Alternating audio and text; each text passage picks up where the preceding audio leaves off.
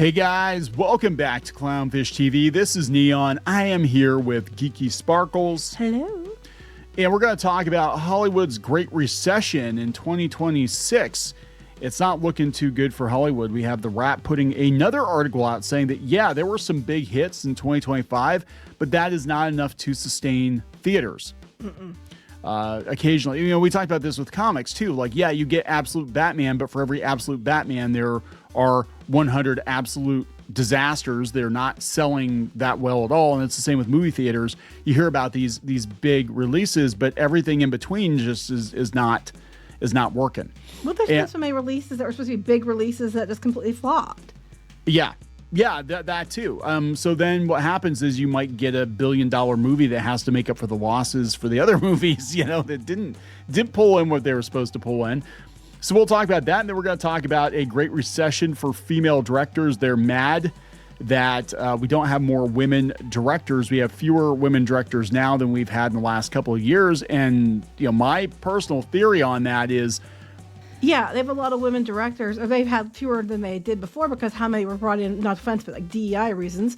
And then you have a couple that are made names for themselves, but a lot of them have dropped the ball, or they haven't done that great, or they were in charge of movies that weren't big films, or even the big films didn't bring enough to the box office. You have that, Chloe Zhao that was, oh, Nomadland, and then they put her on Turtles, and look where that ended up. Yeah, yeah. So that's the thing, and this is the double-edged sword of DEI. What happens is they jump at the chance to put people in on big projects or whatever. They get to cut line, and a lot of times those people, not always, but a lot of times those people don't perform. So then what happens is next time somebody like them comes along and wants a job that maybe is more qualified, they get turned down. So what's going on is they're going back to what works. I think they're going to be like, let's put directors in that we know are going to bring money. Along those lines, I think too, you have a lot of these female directors that are coming in, and then they're like, I'm going to do this movie, but I'm going to make it like all gender and race swap. Like we saw that with the Terminator movie and things like that. We have Greta Gerwig, who I honestly, sincerely believe is like the female equivalent of Rian Johnson. And then you brought her in, and we know what happened with Barbie. It became like this whole, feminist agenda film. And then we saw that she's doing Narnia, and how many weird things that she said that she's going to do to Narnia. Yeah. It's like, and then you had, Fleabag chick changing everything on everybody. It's like when you put a woman in, it's like they're fundamentally incapable. The ones that are on the big projects are fundamentally incapable of just telling a good story in that universe without having to change everything about it, either in gender swaps or power struggles or some, manifesto about feminism. They can't just like stick to the topic and hit it out of the park. And if they could, we wouldn't be having this discussion right now. Well, the problem is you're saying manifesto. It needs to be a womanifesto. Okay, there you go. And then there's people out there like, oh my God, they're complaining about women. It's like, shut up! I've got tits and a vagina, so back off. Real ones. I can vouch. Anyway, we're gonna squeeze 2 kids out of that thing. You know what? We're going to talk about this. Before we get into it any further, please subscribe for more pop culture news, views, and rants, guys. You'll get woohoo if you do. Woohoo! Go out to more.clownfishtv.com. That's more.clownfishtv.com for more Clownfish TV if you are looking for that. So let's talk about the state of the box office first. We've been talking about this for a couple of days. They said that on the TV side, they're going to run things lean and mean. But now we've got The Wrap. Again, this is a Hollywood publication. This is not an alt-right chud news source or anything like that. And they are basically saying, yeah, it's great you guys had some big hits, but that's not enough to keep theaters afloat. In fact, the mid-tier movies or the lower-tier movies, a lot of them have been massively underperforming. That Disney just had that one that made like $2 million opening weekend. It was so bad they weren't even going to release it overseas. But the big ones aren't performing either. Like, I'm looking at that, and you have some that make some money. But the problem is the budgets are so damn high that by the time they get everything back from the money they made, they don't have much. And a lot of times it's not enough to fully offset all the losses they're taking. And next year's not looking any better. Yeah. Well, okay. So this is coming from The Wrap. They said at the start of 2025, one studio executive told us that this year's box office would have to stand as the new benchmark for theatrical performance, with no strikes or pandemics forcing widespread upheaval Or they're to going the to still slate. blame it on them. They still are. They still keep doing, oh, it's because post-COVID, post-strike. It's like bullshit now. Post-COVID. They said the entire film industry would get a sense of what the new normal is going to look like. That new status quo turned out to be one where the movie industry could still generate cultural phenomenon that lead to big box office boom periods, but also is one where large portions of the theatrical ecosystem remained greatly diminished and a truly healthy 12-month-a-year industry remained out of reach.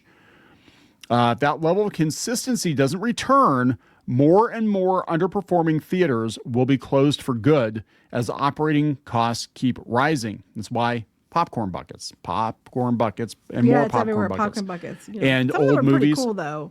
Some of them are cool, but it's kind of like the Funko Pops keeping comic shops open. Like, is it really a comic shop? Buckets are keeping the movie theaters open.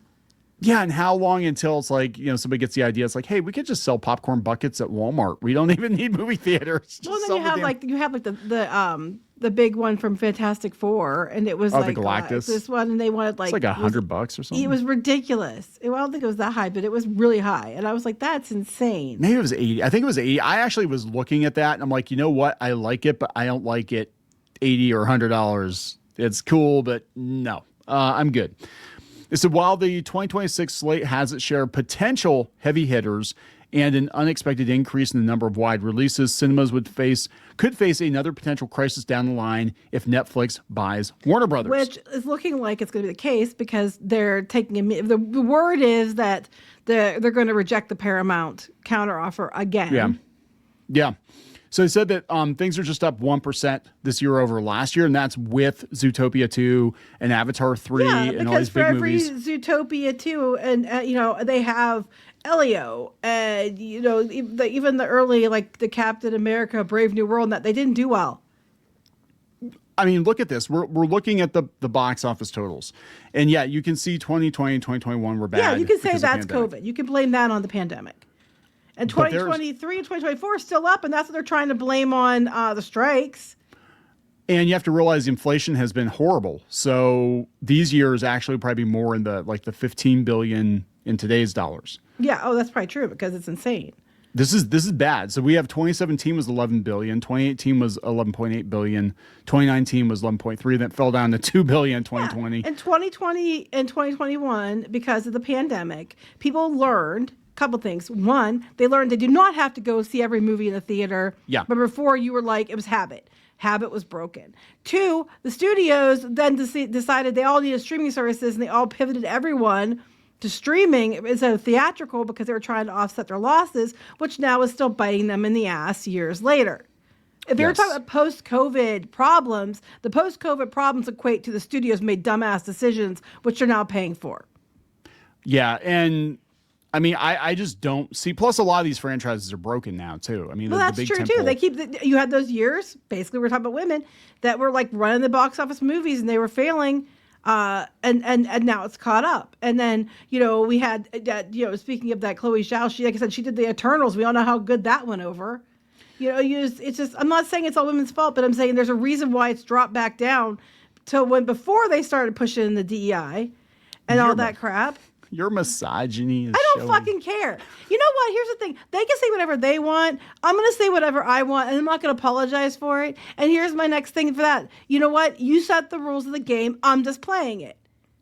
Well, so this is, all of this stuff is connected, right? It's all connected. And the pandemic definitely broke things, but leading up to, and especially during the pandemic, we had a lot of movies coming out that were not crowd pleasers first. We had we basically had a decade, 8 to 10-ish years of like DEI hires. I mean, that sounds, I'm definitely distilling.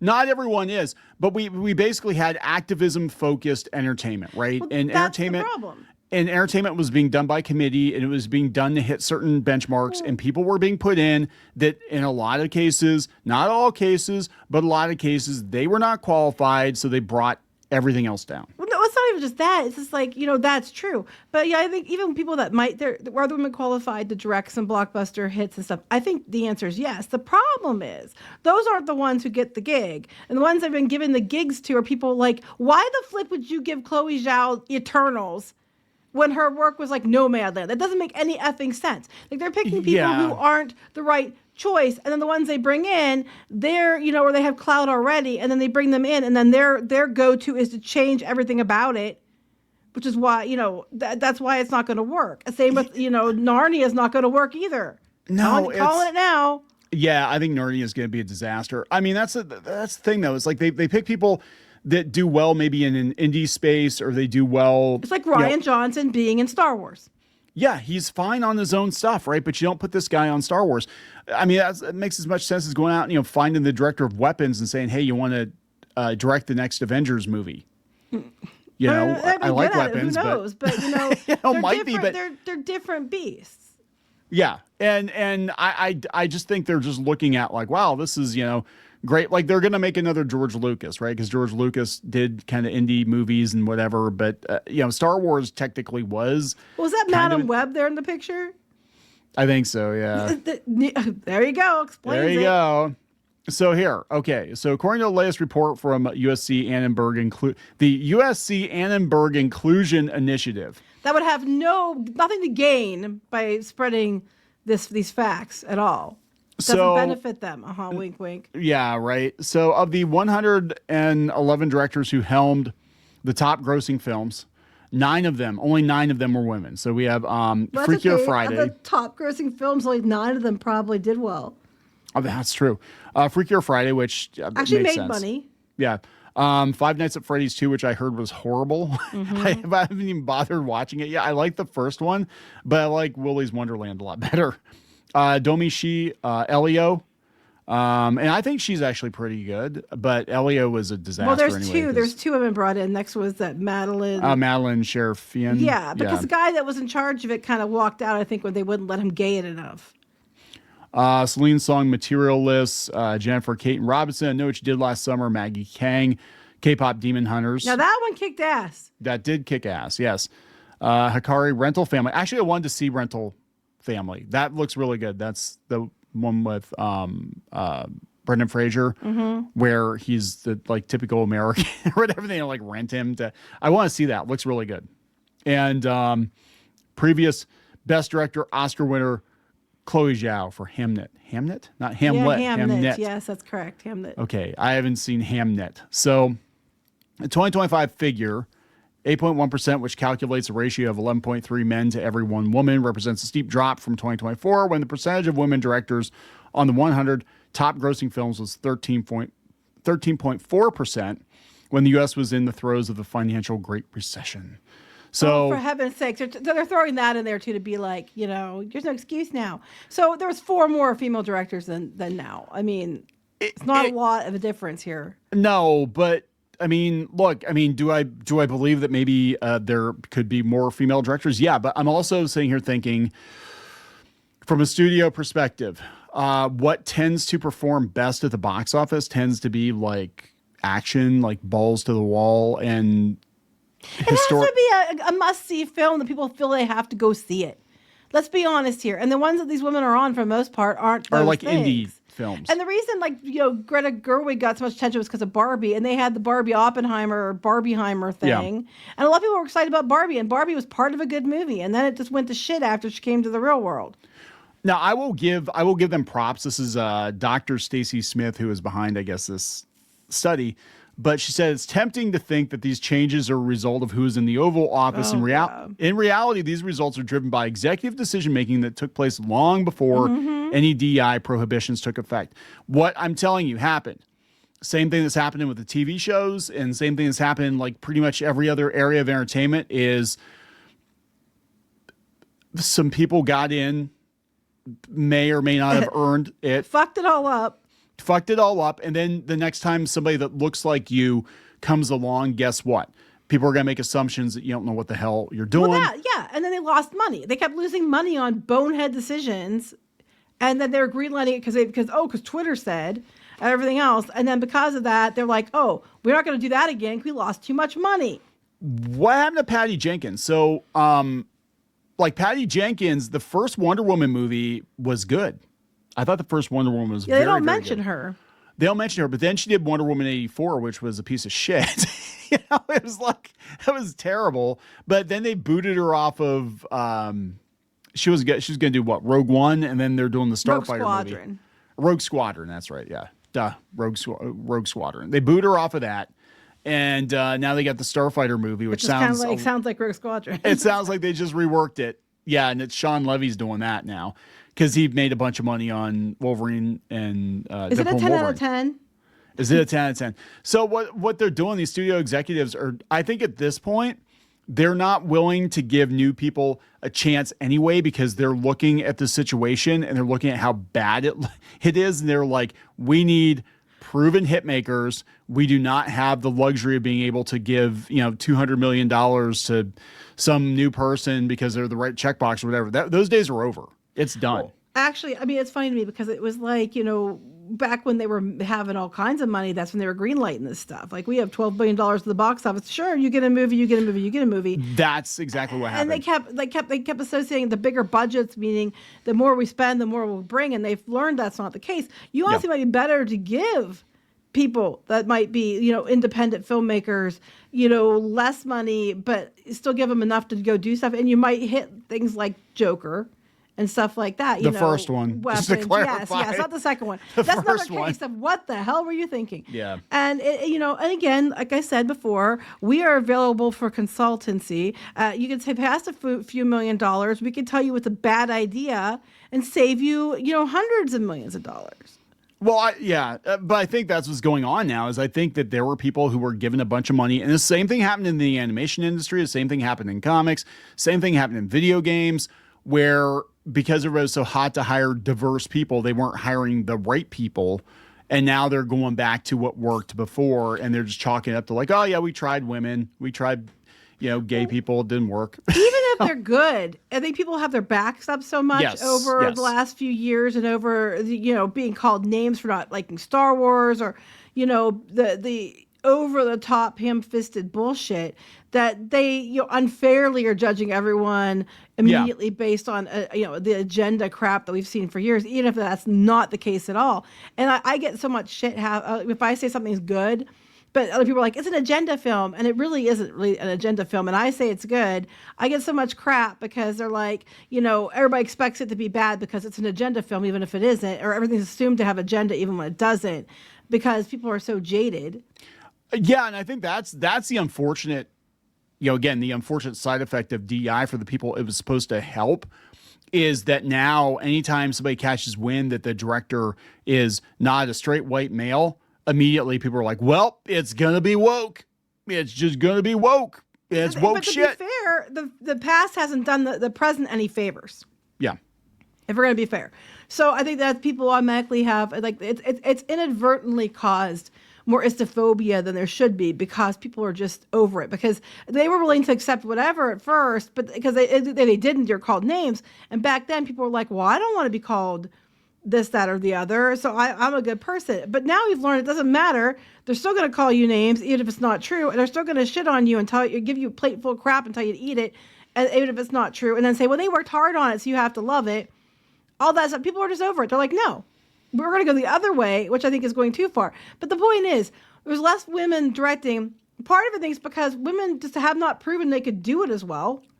I'm sorry. I 100% believe the women out there that can. They aren't the ones you're seeing getting opportunities. And then the ones that do get opportunities because they're really good at their style of directing, they don't understand fundamentally the blockbuster style of directing, and they make a mess. You don't have to change everything about a franchise, Greta. Just saying. Yeah, Narnia is going to be a disaster. Well, and that would be the same case if it was a guy too. If a guy came in and said, "Hey, I love Narnia, except I don't like anything about Narnia, and I'm going to change everything. I'm going to make it rock and roll." They've done that. Like see, also, the Last Jedi and stuff like that. That's why I'm literally saying Greta Gerwig is like the female version of Rian Johnson. It's stupid. And the thing is, it's biting you in the butt. It's not looking great this year. I know we talked about the other day, like the first 3 months, there's hardly anything coming out. I think March, you get the Mario Brothers 2 movie. March and April. Yeah, they're talking about that. Well, it's interesting, though. Again, you mentioned, female directors that actually are pretty good, but you're not hearing much from them. Patty Jenkins, except for Wonder Woman 84, which was dog shit. Sorry. Mm-hmm. But was it Deborah Chow was the one that was doing the good Mandalorian episodes? Yeah, she was one of the good ones. And then, and I guess Bryce Dallas Howard. Yes, that's what I was going to mention. She was doing a lot of stuff that was good. So why aren't they give them more chances? Yeah, I would be like, look, you kicked ass on Mandalorian or whatever. I'm going to bring you in to do, because they can obviously do crowd pleasing stuff, right? But then they go out and find like, oh yeah, my only credit is I did, an A24 movie or something. So put me on a blockbuster. It's like, yeah, but here's the thing. Some of those A24 movies, I would put some of these people on, I don't know about blockbusters, but I put them on some of the other things that I think that they're ones that you can give a smaller budget to and come out with a fantastic result. Elevated horror. Well, I think Hollywood needs to do more of that. They need to find people who are worth the risk. Like, instead of spending like $500 million on one movie that's maybe going to make, $700 million at the box office, you're in the hole, or make $1 billion, but you're still in the hole. You're better served to give, $50 million to, 10 people or whatever. With really good ideas. I think that's going to be and we talked about this before in multiple videos. That's going to be the new normal. What's going to happen is, because I'd rather do it that way. I'd rather, instead of betting everything on, black, no pun intended. I'm not trying to be, should have said red. I should have said, well, I can't just say that. You can't say that. Well, we're basically the same thing. Anyway. But what you're going to do is you're going to take, okay, you got $500 million to spend. You take that and you split it in 10 different directions, and hopefully one or two of those are going to hit and make your money back. Whereas if you bet everything on one film and that film flops, you're screwed. The smart thing to do is to mitigate your potential losses. And even with like franchises and like things that have been around for years and beloved, at one point in time they were a risk, a chance someone took. Oh, Star Wars was a huge risk. And sometimes the budgets weren't that big on them to start, like Joker, and then by the second one, we saw what happened. But because Hollywood wants to, like you said, by committee, and bigger budgets does not necessarily mean a better film. When you have everybody involved, bigger budgets mean more companies involved, means more, fingers in the pie, which means that which means that it's not they're gonna take everything good out of the pie, and you're gonna be left with a shell with an empty shell. Hey, sometimes the shell's pretty good, especially if it's a graham cracker crust. I'm just saying. It's not going to have the stuff in it that made people want to come in the first place. And there's so many jokes about what I'm saying. Be good, behave. You got to put your fingers in the pie so people want to come. Yes, I knew you were going to do that. But the crust is icky. You don't want any icky crust. I'm saying this. I know you're going to go there. You know what I mean. And I think that people, if they would promote them as well, or put as much effort behind some of those ideas as they do these blockbusters that they're just basically phoning in, but spending a lot of money to phone it in, you might get more people to show up, and you might make more money. Because even if you only made like a couple $100 million on each one, or even $100 million on each one, you do $100 million on 5 movies, you're getting $500 million, where you're like might have gotten like $100 million profit on the one big blockbuster, Yeah. Depending on how well it did. Because a lot of them did not do on lost money. And even Fantastic Four made money, but it wasn't a whole lot. No. And I like, that's the thing too. People always conflate, us reporting on the box office of movies, good or bad, is like, either signing off on the movie 100% or hating the movie. And that's not the case, actually. This is facts. Facts are not your feelings. No, and people don't want to hear facts. No, but it is what it is. And that's what we're just giving you as facts. I mean, I have plenty of feelings. Don't get me wrong. I am a ginger and I am a woman. So I have plenty of feelings. But I'm trying to stick to facts here. Good. I've taught you well. No, he has to deal with the feelings. Don't feel, just think. Don't. Anyway, they're talking about the quality of films. They said, yeah, they're basically begging, theater owners are basically begging Hollywood for more marketable movies. And, they said that they're going to get some, but they said the problem is that they're not going to get a lot, I think, in Q1, because they said this is what's coming out. They said they've got Sony Animation's GOAT. Yep, don't care. Paramount Scream 7. I don't think anybody's going to care about that now. Hoppers, we know, looks terrible. Hoppers looks like shit. The Bride in Amazon MGM's Project Hail Mary. What is that? Again, but again, some of these could be smaller budget films that may actually, if they're good, have word of mouth, which could bring them some money. I mean, Yeah. I'd rather them see them take some chances on some new ideas that they might not spend as much money on, and maybe they'll come out ahead. Well, this is very much just how you should do business. They said more films you have, the less likely it is that the underperformance of one or two ends up having a major impact on overall business, and the less pressure that hit films have to make up for that downturn. It would be great if theaters aren't counting on Project Hail Mary to dramatically pick up business because of another slow start to the year. And that's that way, that way with publishing too. We talk about, book publishing and why so many people get advances, and then most of the advances don't earn out because for every, 100 advances they hand out, they're hoping to get a Harry Potter or something out of it. Yeah, but what gets me is when they have somebody who repeatedly doesn't earn out and they keep giving them deals. I know, That makes it's me just mad. 'Cause charity at that point. Instead of giving somebody else who might have a good idea a chance, instead they're like, well, here, you can have a fifth chance to lose us money. Maybe they need tax write-offs. I don't know. It could be, but the smart way to do it would just be like, you know what? Instead of spending $200 million on a movie, we're going to spend 50 to 75 million. We're going to make more than one movie. We're going to make 3 or 4 movies, and hopefully one of them will do better. Even if it doesn't do $1 billion at the box office, if you're only spending $50 million, you don't have to. Yeah, some of them, they're good ideas, and you have female directors who could do a good job. Stick them on that just to prove that female directors can do something. Here you go. Okay, if you're doing this for the theater owners, and this is a really dumb idea, I'm sure people are like, that's not how it works, Kneon. You're such a tourist. No, sit down with the theater owners and be like, okay, what kinds of movies would you like to see? And if we could guarantee, in between our, big whatever tentpole and Avengers, we can give you like 3 or 4 lower budget movies. What kinds of movies?